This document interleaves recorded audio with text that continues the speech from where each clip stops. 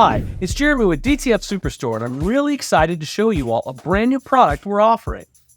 It's an automatic film cutting machine we call the Cactus Cutter. I'm going to walk you through this machine, how to set it up, how it works, and how it can increase your productivity. If you want to see how much faster it is than a manual cutter, we have a video right over here where we tested that. Let's start by taking a look at what comes with the Cactus Cutter. First, obviously you get the machine.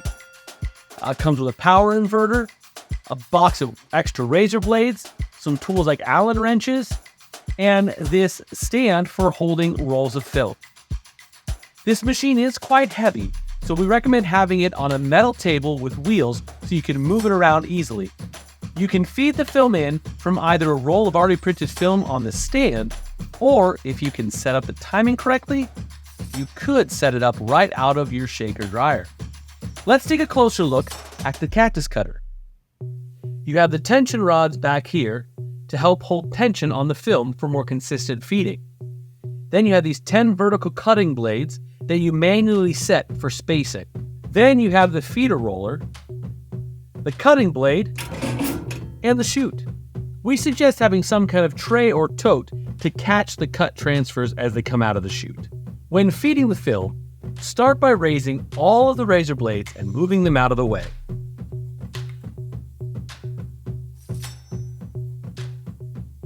Next, take your film and cut it at an angle.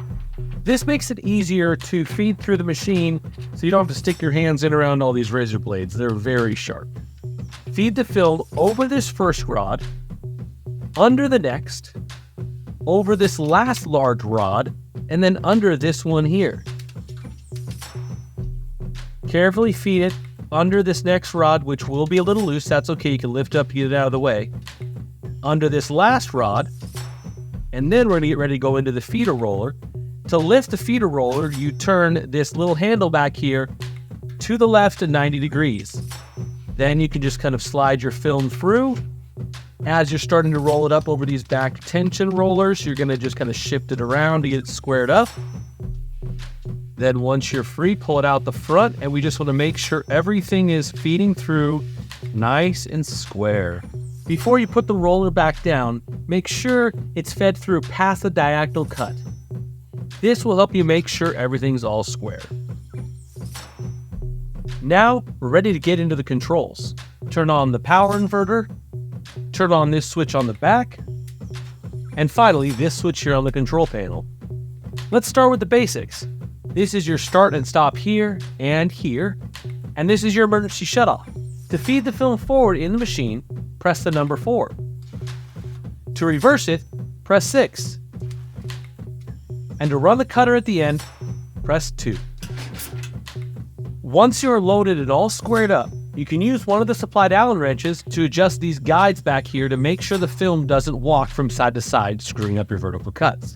The length button lets you adjust the length of your cut. If you're not used to working with metric units, maybe leave a calculator nearby or a ruler that has metric units on it. Adjust should be set at 0. Next is the speed button. Speed is how fast the film feeds when running. Jog speed is how fast the film feeds when manually advancing the film. The batch button lets you set a number for a certain batch, and then when it reaches that number, it does a double cut. This is an interesting feature. Leave a comment below if you have an idea of how you would use that batch function. So go ahead and leave these both at 0. Total is the number of cuts you want it to make, and it will stop when it reaches that number. Wait is the time between each cut. This is the setting you'll adjust if you're trying to sync it up with your printer and dryer. Like many other machines, this function button does nothing. This changes your language. Cut value should be left at 1 and 1000, and clear resets the cut counter right there. All right, that's how the machine works. Let's actually cut something. I have this gang sheet with a bunch of chest pocket logos and some back logos for another project we're working on.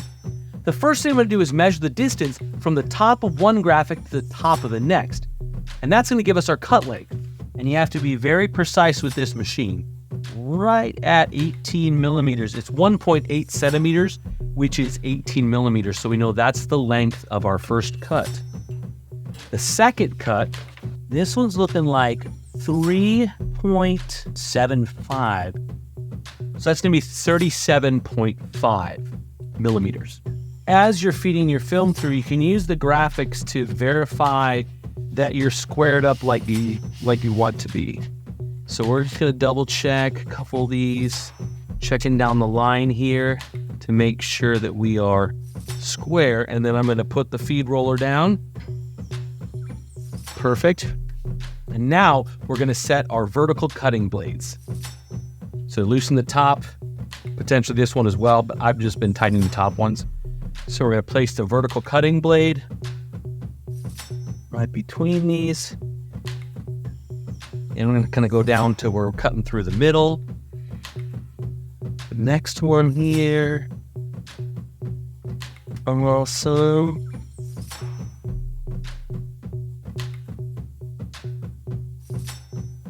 all right, now just to verify our cuts are looking good, we're going to feed it forward. I'm going to set my jog speed to 10. I know from past experience, over 10 is a little bit too fast to dial it in. Okay. Looks like our vertical cuts are good so far. Awesome. Okay. Now what we're looking for is the graphic to come right up to where the cut is. So we're going to watch it front here. There they are. And we know these are all pretty close together, so we're going to try to be as close to the middle as we can. Perfect. Then we're going to hit number 2 to do one cut in the blade. We'll get this out of our way. And then remember, our length of the small ones is 18 millimeters. So we're going to go to hit length and punch in 1800. That's going to be 18 millimeters. There's 2 decimal places available on this machine. And now for our count, just for an initial test run to make sure everything's working properly, I'm going to do 5 just to make sure. So we're going to do 5 for our counter, confirm, and now we're going to hit start and see what happens.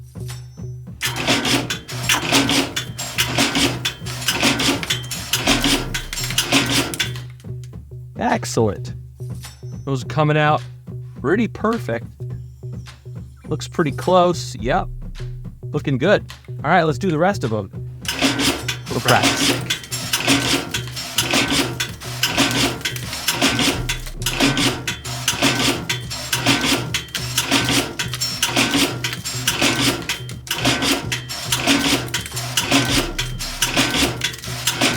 Now, the one thing you do want to watch out for is if your measurement is not exactly 18 millimeters, you might notice it begins to walk slightly. So you might have to finesse that a little bit, especially if you're trying to do what I'm doing here, which is completely optimized spacing.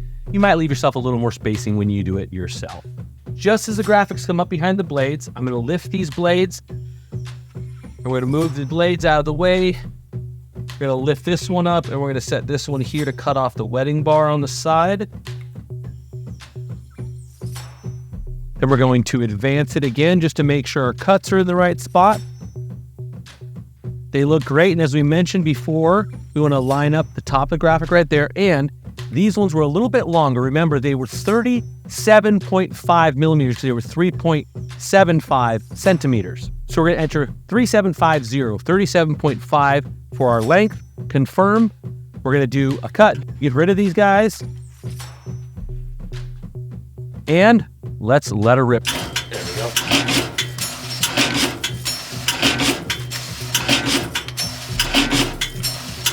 Then let's stop that real quick just to make sure we're not walking a little bit from the first one to the next one.